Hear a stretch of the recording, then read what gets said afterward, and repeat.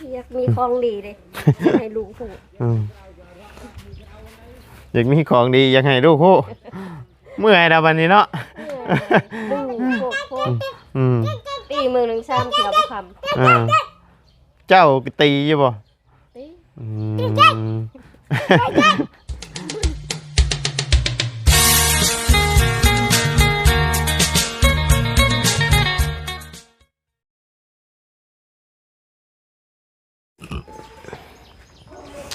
อ้าวเนาะพี่น้องเปิดคลิปเปิดภาพมากับผม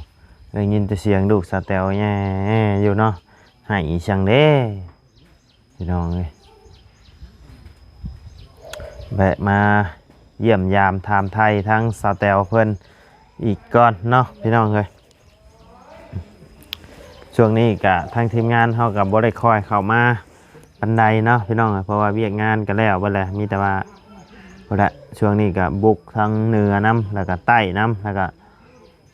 พลานนี่เนาะพี่น้องบ้านน้องพรเพิ่นนั่นแหละเนาะพี่น้องโอ้ยทางน้องพรเพิ่นเมื่อวานนี่ก็เห็นทั้งคลิปบาตูนเพิ่นเนาะพี่น้องเลยนอนเจ็บท้องห้องไห้อยู่แต่ว่าแปลกเลยพี่น้องเลยชวนไปหาหมอเพิ่นโบไปโบกล้าไปย่านเนาะพี่น้องเลยโบกล้าไปทางทีมงานกับบ่ฮู้ว่าสิไปสิพาไปจังไดแล้วพี่น้องเพราะว่าเพิ่นบ่อยากไปเนาะนอกจากพุ่นละจนเฒ่าเพิ่นตีงโตบ่ได้ดีไปบ่เป็นพุ่นละจังสิได้พาไปเนาะพี่น้องเพราะว่าเฮาก็ส่วนสุดที่สิส่วนแหละเนาะพี่น้องส่วนเพิ่นไปมื้อนี้ก็เข้ามาหาทั้งสแตลเพิ่นก็ว่าสิขึ้นไปหาทั้งน้องเพิ่นอีกรอบแหละเนาะพี่น้องไปอัปเดตอาการเพิ่นเบิ่งก้อนเนาะพี่น้องว่าเป็นจังใดเอาก่อนอื่นก็กลับทักทายสบายดีเด้อพ่อแม่พี่น้อง FC เบิร์ดสุขุสู่คนเนาะบ่ว่าอยู่ในและต่างประเทศก็ยินดีต้อนรับเข้าสู่ช่องบ่ไลคือเก่าพี่น้องผู้ทั้งบัดทั้งว่าเฮากันเนาะพี่น้องเอ้ยก็แล้วพี่น้องเอ้ยเทก็แล้วเรียบร้อยเลยเนาะพี่น้องแต่ว่าได้ยินทางเมียว่ายังเก็บเงินแต่ละหลังคายังบ่ทันได้อยู่เนาะพี่น้องเอ้ยบ่มีผู้ใดยังบ่มีผู้ใดได้ให้อยู่เนาะพี่น้องเพราะว่าช่วงนี้ก็ช่วงเตรียมลงให้ลงหน้าไผก็ซื้อน้ำโมกน้ำมันพี่น้องเลยมีแต่ว่าลาวไว้ก่อนลาวสร้างไว้ก่อนเนาะพี่น้องเลย10 ล้านเนาะพี่น้อง10 ล้านก็ตกอยู่ประมาณ20,000นี่แหละเนาะพี่น้องประมาณ20,000ประมาณนี้20,000ประมาณ10 ล้านที่แรกเพิ่นอยากได้13 ล้านเพิ่นละเพิ่นลาวเพิ่นแต่ว่าก็ขอกันนี่แหละพี่น้องเลยเนาะเพราะว่าทางผู้หลักผู้ใหญ่เพิ่นก็สดซอยเข้ามาหลายแล้วเนาะพี่น้องเลยแนวใดที่มันเฮาซอยกันได้ก็ซอยกันเอาเนาะพี่น้องเพื่อบ้านเมืองเฮาบัดเฮานี่เองนี่แหละเนาะพี่น้องเลยงามก็งามบัดบ้านเฮาพี่น้องเลยขอกันขอเพิ่นนำเนาะพี่น้องเลยมาบัดนี้ป้า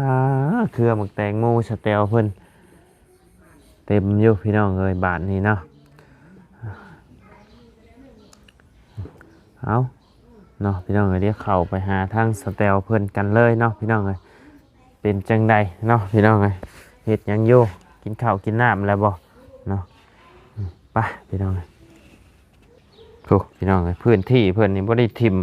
บ้างให้เป็นประโยชน์ให้เปล่าประโยชน์เนาะใส่ให้เป็นประโยชน์เด้อพี่น้องแตงโมก็ออกหลอกเลยนี่เท่าบ่มีปะให้เป็นช่องบ้างเด้อพี่น้องใส่เป็นประโยชน์บัดเลยก่อนเข้าไปก็คือเก่าขึ้นเริ่มพี่น้องเลยมักทั่วก่อนจักหน่วยเนาะหิวเข่าแล้วอะไรกับพี่น้อง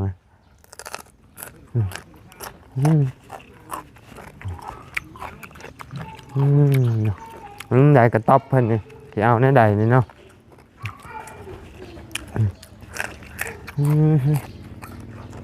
ไปดูเลยป่ะได้ยังฮะ บ่เฮ็ดหยังฮะโอ้กล่อมลูกนอนแม่สินอนก่อนสินอนปะลูกแหละเนาะโอ้ลูกสบายดีสบายดีสบายดีโดยก่อมลูกนอนจะรับก่อนลูกเลยเดี๋ยวมากันนี่เห็นเพิ่นถูเพื่อนงอมอยู่พี่น้องพอดีทางเอื้อย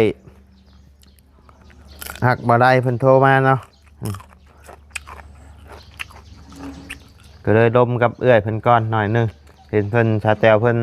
ซักเสื้อผ้าบ่ชาแตวโอ้ยังถั่วไปเลยบ่ได้ปะให้มีช่องว่างเลยเนาะดินเฮือนนี่โตพี่น้องไงหักอะดินี่โอ้ดินดีเลยตกเลยเป็นเบิดหมักต้นหมักสะดีได้นี่เนาะผักกาดได้อันเต็มเบิดนี่เนาะ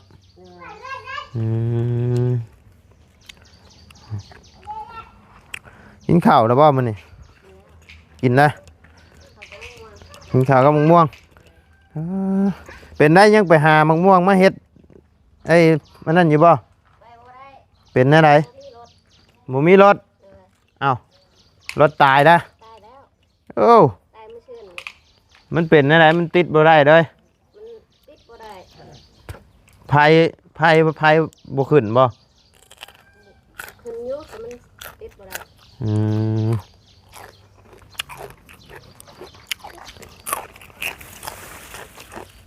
ลาวแล้วนะ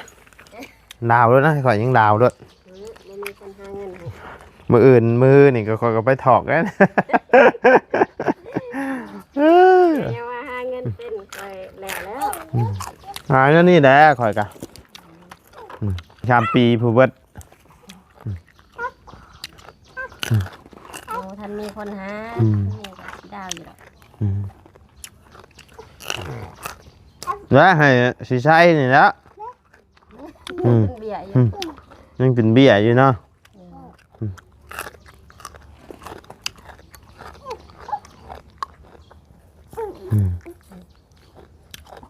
ดาวมากกับลำบากคือกันหาเงินผ่อนกันบ่มีก็ลำบากอีกใครแต่เฮาผ่อนกับบ่แพงบันไดเดือนละ2 ล้านปลายโอ้คันสำหรับมันก็แพงอยู่ได้เนาะเดือน2 ล้านปลายเลยปีหน้ายังสิซื้อรถทิพย์ขี่รถทิพย์ชื่อเอารถทิพย์พอได้ไปตลาดไปเลยได้ป้ามันเบิดสมัยปั้นนะเด้ มันเป็นอะไรโดดเจ้ามันคือแบบบ่ได้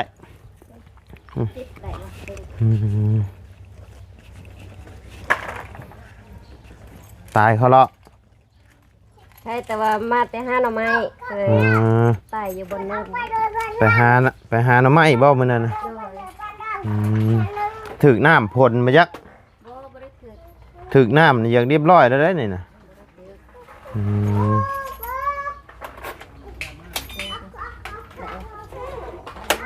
ผืดโอ้มันผืดเนาะบิดด้วยบิดบ่ไปพี่น้องบ่มุนอันนี้มันขึ้นอยู่แต่มันบ่ไปไผ่บ่แห้งมาจักบ่แห้งอยู่ใช้หม่องโอ้80 90พูดดิเบรกติดจักบ่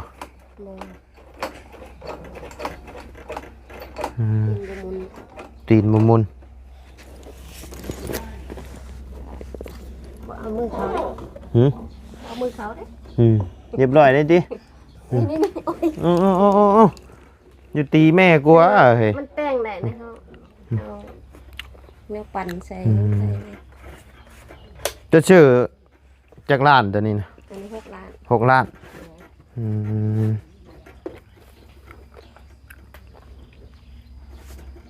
มีเงินชื่อให้ลูกสาวอยู่ฮะก็จังว่าเพไว้แท้มันบ่ทนเนาะเวลาเขาขี่ระวังที่สุดเลยฝนตกเขาบ่ออกเพื่อน ตายขลอดิ เลย ตั้งหน่อยล่มทับนะฮะเก๊กเก๊กเก๊ก ใส่งานบ่ได้นะบัดนี้เนาะไปใส่กันย่างนะบัดนี้ น้ำใหม่กำลังปรุงว่าสิไปหาน้ำใหม่คายอยู่ สิไปหาน้ำไม้คายย่างเอาวะ ยังเอาแล้ว อืม อันใดหาบน้ำใหม่อันใดหาบลูก จะก็ได้หาบน้ำไม้จะก็ได้หาบลูกติไปฝากไว้น้ำอันน้ำบ่ได้บ่ น้ำลูกจะบ่ ได้บ่ ได้อยู่แต่เวลามันหายเลยก็เอาบ่อยู่ จับมัดไว้เลยละให้ไก่ตอดเลยละอยู่นาว่าเด้อเนาะบ่เฮาบ่ฮู้นิสัยเพิ่นจักเพิ่นสิให้ยามใดให้มาโดดบ่เป็นตายั่วแนวใดก็บ่ได้เด้นี่ เยอะอะไรก็บ่อยู่ เห็นอะไรหมกม่วงแผ่น ยังมาแล้ว แห้งเบิดแล้วบ่นายมีภายในเข้ามาหาช่วงนี้ มีหลายคนอยู่ ลายอยู่บ่ บ่เวียดบ่ต่าง เราเวียดว่าต้าก็เข้ามาอยู่บ่ เลย อืม ไปอยู่เนาะ อันนี้เพิ่นว่าได้นี่เนี่ยตกแรงพุ่นบ่เพิ่นสิมางเราเอามาเก็บใบเอาหม่องใบเครื่องใบของเจ้ากันบ่ ว่าสิไปหาพ่อกันเอาหอด ไปบ่ฮอดอีกเทื่อเพิ่นนอนอยู่หน้าพุ่น ก็บอกน้ำลายคนอยู่ว่าให้พ่อมาเพิ่นพ่ออยากได้กับตัวก็สิมาให้ เออ เพิ่นบ่มากับป้านี่ก่อน บ่มาให้เพิ่นมาก่อนเนาะ เลย คันเพิ่นบ่มากับป้าไว้นี่ก่อนพี่น้องโอ้ยเนาะ เห็นน้องเพิ่นว่าสิมาอยู่นี้ น้องเพิ่น น้องพ้น ไผ พ้น อ๋อ เพิ่นว่าสิมาอยู่น้ำพ่อผมก็เลยว่า อ๋อ มาลองเบิ่งคันว่าจะสิมาอยู่น้ำพ่อก็จะสิมาเอาตู้ไปปลูกให้ อ๋อเพิ่นสิมาอยู่น้ำพ่อเอาอยู่วัดอยู่พุ่นได้ซะ จักตู้เพิ่นแล้วเขาก็ว่าคิดดีๆเด้อ อืม อยากเป็นบ้านแล้วมันอยาก ลูกเมียมานำเบิดบ่ มาเมื่อ เออ สิบาเลยลูกเพิ่นว่ามา ใครอยู่คันลูกเมียมานำเบิดอย่าไปตีแม่กลัวแม่ หมดละ บาดบ่ได้แม่เจ้าฮะจักหน่อยแม่เจ้าตายปะเลยตีเอาเห็นว่าตีได้กะตีได้ตีเอา ไม่เสร็จบ่ เนี่ย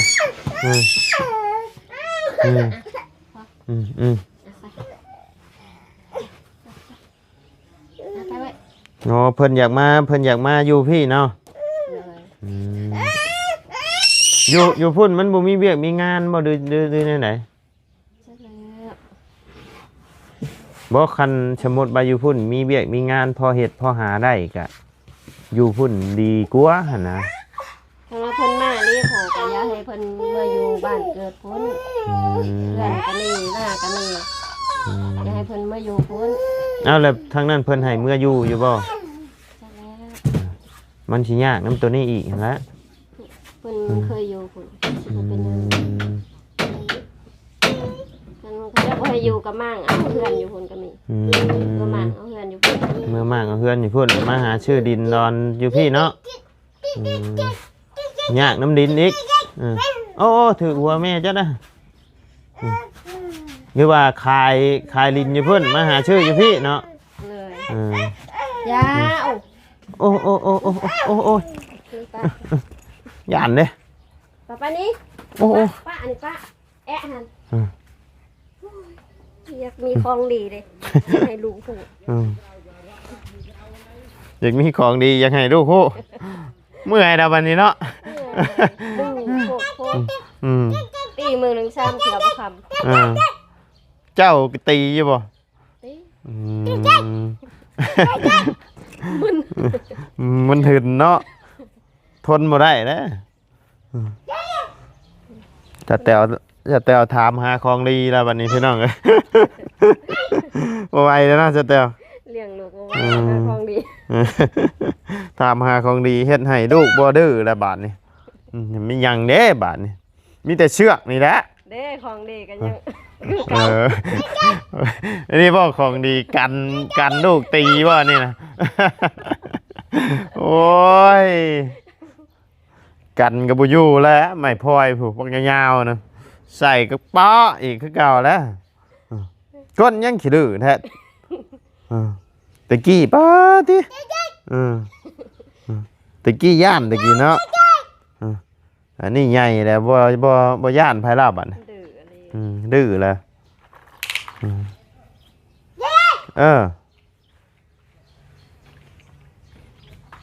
ตกกาแล้วมั้ง หาสิตกก้าตาหนึ่ง ตกรถฝนตกคู่มืออยู่ ถ่ายหุดก็ยังไม่ได้ถ่ายเยอะนี่ ให้ตกกาก็ได้ ว่านแล้วตาหนึ่งเดี๋ยวสิว่านอีกอยู่ฝนก็สิตกอีกแล้ว ปีนี้ปีนี้ถ้าบ่ได้ไปใส่กะไปได้แล้ว โอ้ยไปแน่แห้งจมอยู่ฮะ เมื่อยเด้เมื่อวานเมื่อเช้านี่นอนใส่น้ำเกลืออยู่เมื่อยแห้งเพิ่นนะ เพื่อนมา เดี๋ยวนี้บ่อยู่เฮือนบ่หรือจังไดคือว่าสิออกหน้านี่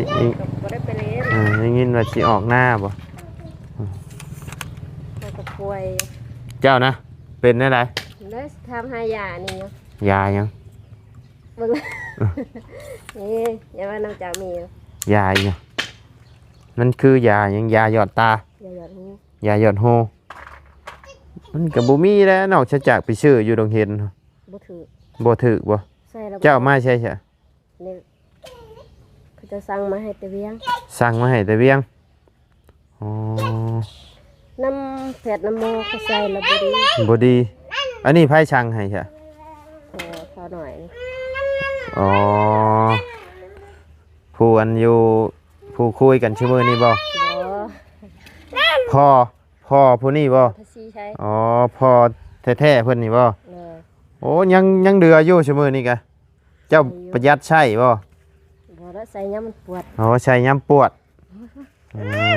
นี่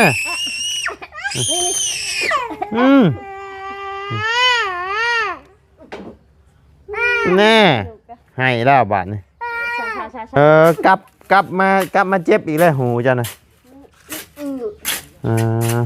หูฟังไว้เลยบัดนี้นี่ นี่ สั่งมาแต่เวียงพูนี่ติ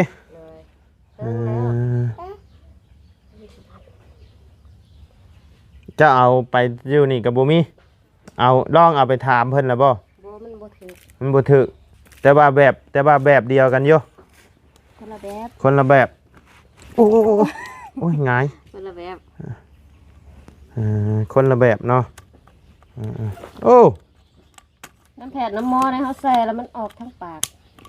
เฮ้อถอกชาดะออกทั้งปากถอกชาในหูนี่ มันคม เ แน่โอ้ย โอ้ขนาดข่าวตาเจ้าของฮะ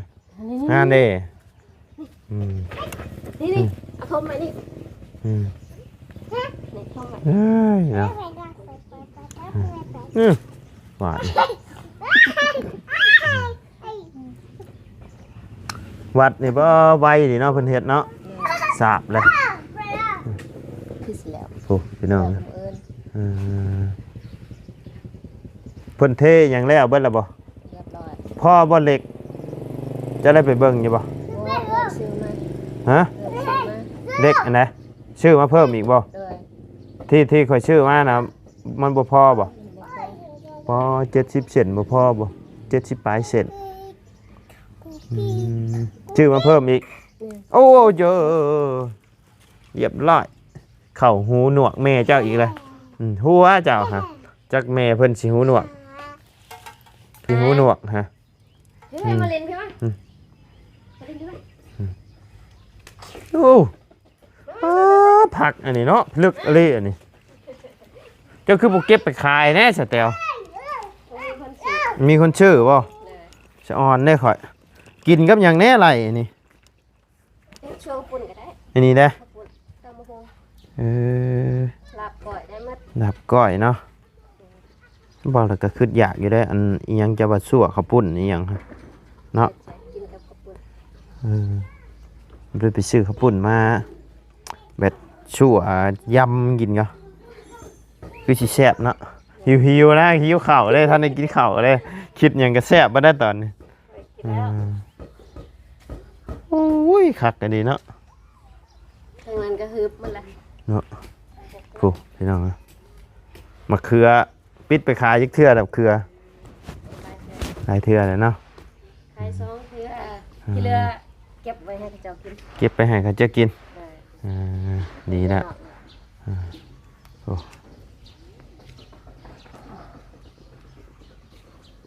คือแล้วบัดนี้คือวัดคือว่าแล้วบัดนี้พี่น้องงามแล้วบัดนี้ ไม่งามแล้ว ยังเดือแต่นี่บัดนี้ขาดลูกติงอ้อมนี่พี่น้อง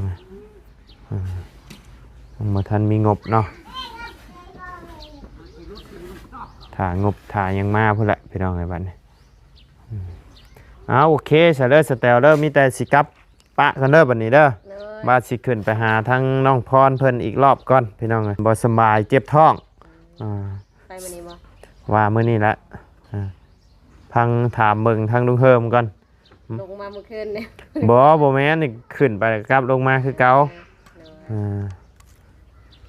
คันใดนั่นก็คันมีห้องเช่าแบบว่าเอารถจักรไปแล้วเฮาเอารถเอาหยังเข้าไปไว้ห้องได้นะว่าสิเช่านอนอยู่พุ่นนะเพราะว่าเอาไปอยู่พุ่นย่านคนรักเอาบ่ได้ได้รถไอ้เบบไอนี่เสี่ยงขนาดคนรักชื่อมาผ่อนยังบ่ทันเบิดให้แล้วข่อย ขี่ก็บ่ได้ขี่คนรักไปขี่เลยช่วยเลยเจ้าเจ็บท้องหลายมือเป็นไข่น้ำเป็นไข่คือเจ้าช่วงนั่นแหละทีมงานเข้ามาเรื่อยบ่มีเวลาพักเป็นไข่ แต่ว่ายังบ่ดูเดือดช้ำเจ้าปานใดสแตวจนข้างบวมเนาะตอนนั้นเนาะ จนย่าน จนย่าน เพิ่นสิได้ผมว่าบ่แม่นข่อยดอก